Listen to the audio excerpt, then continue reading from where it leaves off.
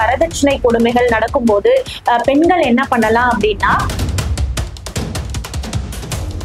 பெண் திருமணமாகி 7 வருடத்திற்குள்ள அவங்க வரதட்சணை கொடுமையால இறந்துட்டாங்க அப்படின்னா இன்னொருத்தர் தூண்டுதலால தான் அவங்க சூசைட் பண்ணிக்கிறாங்க, அவங்க கொடுத்த மன உளைச்சலால தான் சூசைட் பண்ணிக்கிறாங்க அப்படின்னு தெரிய வரும்போது, அதாவது இப்போ ஒரு குடும்பத்துல ஒரு பெண் இருக்காங்கன்னா அந்த பெண்ணை உருவகேலி பண்ணலாம், இல்ல பெண்ணை மன உளைச்சலுக்கு ஆளாக்கலாம்.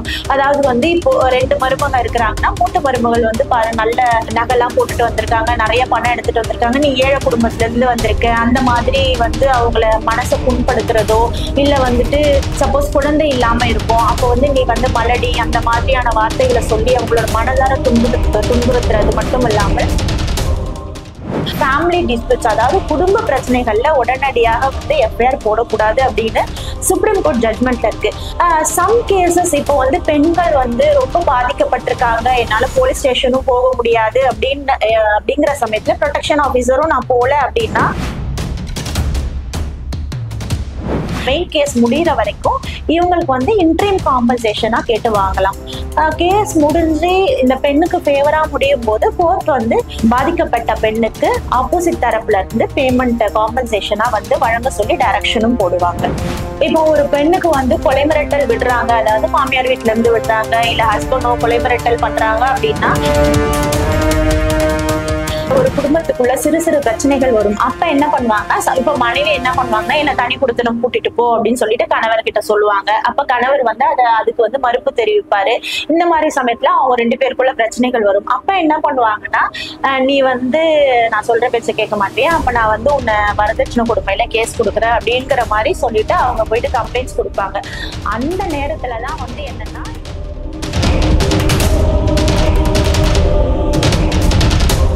வரதட்சணை கொடுமைகள் நடக்கும்போது பெண்கள் என்ன பண்ணலாம் அப்படின்னா, இப்போ ஒரு வீட்டுல ஒரு குடும்பத்துல இருக்காங்க, கணவன் மனைவி மாமனார் மாமியார் நாத்தனார் இந்த மாதிரி ஒரு கூட்டு குடும்பத்துல இருக்கிறாங்க அப்படின்னா மாமனாரால மாமியாரால இல்ல அவங்க வீட்டுல வேற யாராவது அவங்களுக்கு வரதட்சணை கொடுமைகள் நடக்குது அப்படின்னா அவங்க என்ன பண்ணலாம்னா, ஒவ்வொரு கலெக்டர் ஆபீஸ்லயும் ப்ரொடெக்ஷன் ஆபீசர் அப்படின்னு சொல்லிட்டு இருப்பாங்க. அந்த ப்ரொடெக்ஷன் ஆபீசரை அணுகி இந்த மாதிரி வரதட்சணை கொடுமை நடக்குது, என்ன மன ரீதியாக துன்புறுத்துறாங்க, அதாவது இப்போ ஒரு குடும்பத்துல ஒரு பெண் இருக்காங்கன்னா அந்த பெண்ணை உருவகேலி பண்ணலாம், இல்ல பெண்ணை மன உளைச்சலுக்கு ஆளாக்கலாம். அதாவது இப்போ 2 மருமக இருக்கிறாங்கன்னா மூத்த மருமகள் பாரு நல்ல நகைலாம் போட்டுட்டு வந்திருக்காங்க, நிறைய பணம் எடுத்துட்டு வந்திருக்காங்க, நீ ஏழை குடும்பத்துல இருந்து வந்திருக்க, அந்த மாதிரி அவங்கள மனசை புண்படுத்துறதோ, இல்ல சப்போஸ் குழந்தை இல்லாம இருக்கும் அப்போ நீ மலடி அந்த மாதிரியான வார்த்தைகளை சொல்லி அவங்களோட மனதார துன்புறுத்துறது மட்டும் இல்லாமல், இப்போ ஒரு குடும்பத்துல இருக்காங்க, ஒரு வீட்டுல இருக்கிறாங்கன்னா நீ இந்த பொருட்கள் எல்லாம் தொடக்கூடாது, நீ கஷ்டப்படுற குடும்பத்தை சேர்ந்தவ, நீ எதுவுமே கொண்டு வரல, நீ இந்த பொருளை நீ ஃபேனை போடக்கூடாது, இல்ல நீ ஏசி போடக்கூடாது, இந்த மாதிரி ரொம்ப மன ரீதியா அவங்கள மன உளைச்சலுக்கு ஆளாக்குறாங்க அப்படின்னா என்ன பண்ணலாம்னா, அந்த கலெக்டர் ஆபீஸ்ல இருக்க ப்ரொடெக்ஷன் ஆபீசரை அணுகலாம். ப்ரொடெக்ஷன் ஆபீசர் கிட்ட போயிட்டு ஒரு மனுவா கொடுக்கலாம், இந்த மாதிரியான நம்ம மன உளைச்சலுக்கு என்ன ஆளாக்குறாங்க, வரதட்சணை கொடுமை பண்றாங்க அப்படின்னு சொல்லிட்டு. அப்ப அந்த ப்ரொடெக்ஷன் ஆபீசர் என்ன பண்ணுவாங்கன்னா, இது சம்பந்தப்பட்டவங்களை கூப்பிட்டு கணவரையோ இல்ல கணவர் வீட்டுல இருக்கிறவங்களையோ அவங்களையும் வரவழைச்சு 2 பேர் தரப்புலையும் விசாரணை நடத்தி, விசாரணையில உண்மை அப்படின்னு தெரிஞ்சால் அதை கோர்ட்ல ஃபார்வர்ட் பண்ணுவாங்க. சம் கேசஸ்ல இப்ப ஹஸ்பண்ட் அண்ட் ஒய்ஃப் இருக்காங்க, ஹஸ்பண்ட் அடிச்சுட்டாரு, இல்ல ஹஸ்பண்டோட குடும்பத்துல அடிச்சுட்டாங்க அப்படின்னும் போது அவங்களுக்கு உடல்ல ஏதாவது காயங்கள் ஏற்படுறதோ இல்ல ரத்தம் வர்றதோ ஏதாவது ஒரு பிரச்சனைகள் அந்த மாதிரி உடல் ரீதியாக காயங்கள் ஏற்படுத்தும் போது அவங்க கன்சர்ன் போலீஸ் ஸ்டேஷனை அணுகலாம். அப்போ போலீஸ் ஸ்டேஷன்ல என்ன பண்ணுவாங்கன்னா எஃப்ஐஆர் போடுவாங்க. கிரிமினல் கேஸ் இது, அதாவது ஒருத்தரை உடல் ரீதியாக அவங்கள தாக்கி அவங்களுக்கு காயங்கள் ஏற்படுது இல்ல அவங்களை துன்புறுத்துறதுங்கிறது கிரிமினல் கேஸ் அப்படின்னும் போது ஸ்டேஷன்ல போயிட்டு ஒரு பெண் கம்ப்ளைண்ட் பண்ணும்போது உடனடியாக எஃப்ஐஆர் போடலாம். அதாவது மோஸ்ட் ஆஃப் த கேசஸ்ல ஃபேமிலி டிஸ்பியூட்ஸ், அதாவது குடும்ப பிரச்சனைகள்ல உடனடியாக எஃப்ஐஆர் போடக்கூடாது அப்படின்னு சுப்ரீம் கோர்ட் ஜட்மெண்ட்ல இருக்கு. அதாவது ஒரு குடும்ப பிரச்சனை அப்படின்னு போலீஸ் ஸ்டேஷனுக்கு போகும்போது 7 நாட்கள் வரைக்கும் டைம் இருக்கு. அவங்க அவங்க வந்து விசாரணை செய்துட்டு உண்மை அப்படின்னா தான் எஃப்ஐஆர் போடணும். இப்போ வந்து இந்த பெண் வந்து இது வந்து வரதட்சணை கொடுமை பண்றாங்க அப்படின்னு போலீஸ் ஸ்டேஷன்ல கம்ப்ளைண்ட் பண்ணும்போது போலீஸ் ஸ்டேஷன் வந்து என்ன பண்ணலாம்னா இந்த ப்ரொடெக்ஷன் ஆஃபீஸருக்கு அதை ஃபார்வர்ட் பண்ணலாம்.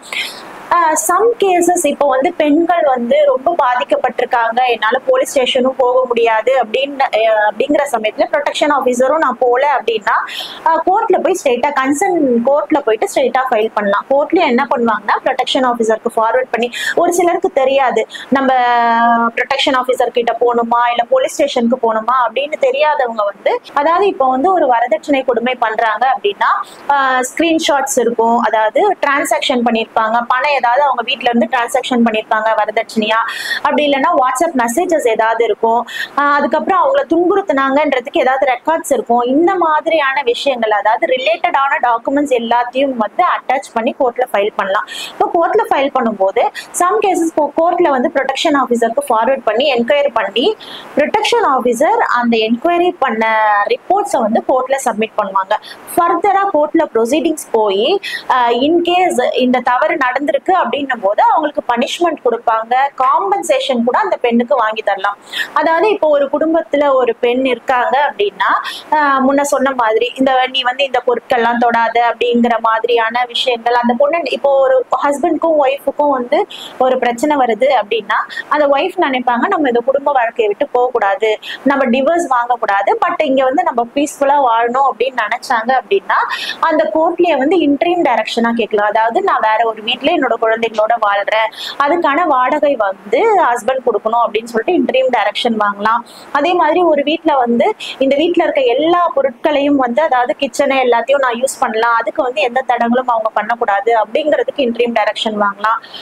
அது மட்டும் இல்லாமல் அதாவது இடைக்கால அமௌண்ட்னு சொல்லுவாங்க, அதாவது மெயின் கேஸ் முடிகிற வரைக்கும் இவங்களுக்கு வந்து இன்ட்ரீம் காம்பன்சேஷனா கேட்டு வாங்கலாம்.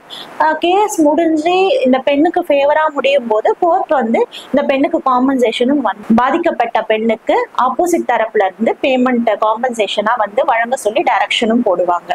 இப்போ ஒரு பெண்ணுக்கு வந்து கொலை மிரட்டல் விடுறாங்க, அதாவது மாமியார் வீட்டுல இருந்து விடுறாங்க, இல்ல ஹஸ்பண்டோ கொலை மிரட்டல் பண்றாங்க அப்படின்னா அதுக்கான ஒரு போலீஸ் ஸ்டேஷன்ல போயிட்டு வந்து கம்ப்ளைண்ட் கொடுக்கலாம். சப்போஸ் வந்து போன்ல வந்து கொலை மிரட்டல் விடுறாங்க அப்படின்னா அந்த போன் ரெக்கார்டிங்ஸ் எடுத்துட்டு போகலாம், இல்ல அவங்க தாக்குனாங்க அப்படின்னா சிசிடிவி ஃபுட்டேஜஸ் எடுத்துட்டு போகலாம், அப்படி இல்ல அவங்க வந்து அடிச்சு துன்புறுத்திட்டாங்க உடம்புல காயம் இருக்கு அப்படின்னாலும் வந்து போலீஸ் ஸ்டேஷன் அணுகி எஃப்ஐஆரா போடலாம். பிகாஸ் இதெல்லாம் வந்து கிரிமினல் கேஸ்ல வரும், அதாவது கிரிமினல் ஆக்டிவிட்டிஸ் இதெல்லாம். அப்படிங்கிற போது ஐபிசி செக்ஷன் படி இவங்களுக்கு வந்து தண்டனை கிடைக்கிறதுக்கான வாய்ப்புகள் இருக்கிறது.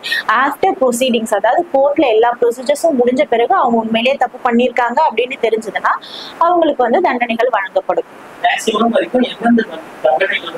அதாவது ஒரு பெண் வந்து திருமணமாகி 7 வருடத்திற்குள்ள வந்து அவங்க வரதட்சணை கொடுமையால இறந்துட்டாங்க அப்படின்னா எஃப்ஐஆர் வந்து ரெஜிஸ்டர் பண்ணிடுவாங்க. அதாவது ஃபர்ஸ்ட் ஒரு பெண்ணை வந்து தற்கொலை பண்ணிக்கிறாங்க அப்படின்னா சஸ்பெக்டட் டெத்ன்னு சொல்லுவாங்க, அதாவது சந்தேகத்திற்குரிய மரணம் சொல்லிட்டு எஃப்ஐஆர் ரெஜிஸ்டர் பண்ணிடுவாங்க.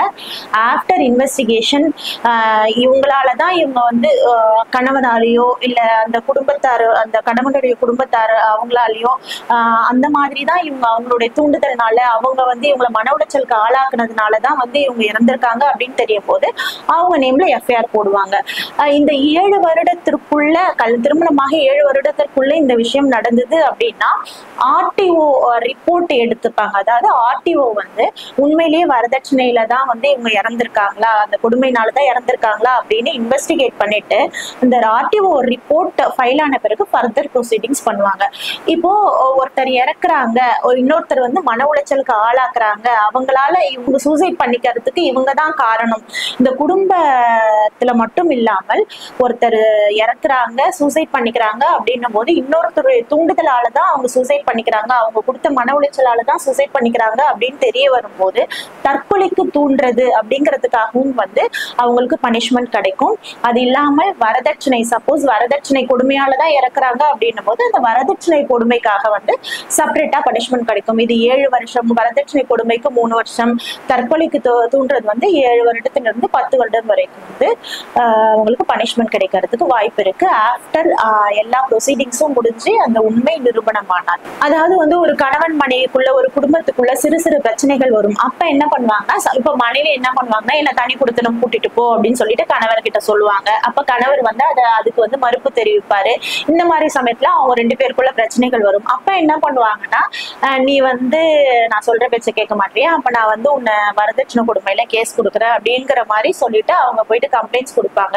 அந்த நேரத்துலதான் வந்து என்னன்னா, இந்த மாதிரி ப்ரொடெக்ஷன் ஆபீசர் வந்து ஆஃப்டர் 2 பேரையும் விசாரிச்சிட்ட பிறகு எல்லா விசாரணைகள்லாம் முடிஞ்ச பிறகுதான் வந்து ஃபர்தரா ப்ரொசீடிங் பண்ணுவாங்க. அதனால பொய்யா ஒரு வரதட்சணை கொடுமைன்னு கொடுக்கும் போது அது வந்து உடனே பனிஷ்மெண்ட் அது கிடைச்சிடாது. அதாவது ஆஸ் பர் லா வந்து சட்டத்துல வந்து வரதட்சணை கொடுக்கறதும் தவறு, வாங்குறதும் தவறு. அதாவது ஒரு பெண்ணுக்கு வந்து அவங்களுடைய தாய் தந்தையர் வந்து வரதட்சணையா இவங்க வந்து ஆப்போசிட் சைட்ல, அதாவது ஹஸ்பண்டோட சைட்ல, அவங்க வீட்டு சைட்ல வரதட்சணை கொடுங்க அப்படின்னு அவங்க கேட்க கூடாது. இவங்களா வந்து அன்பளிப்பா அந்த பொண்ணுக்கு செய்யலாம்.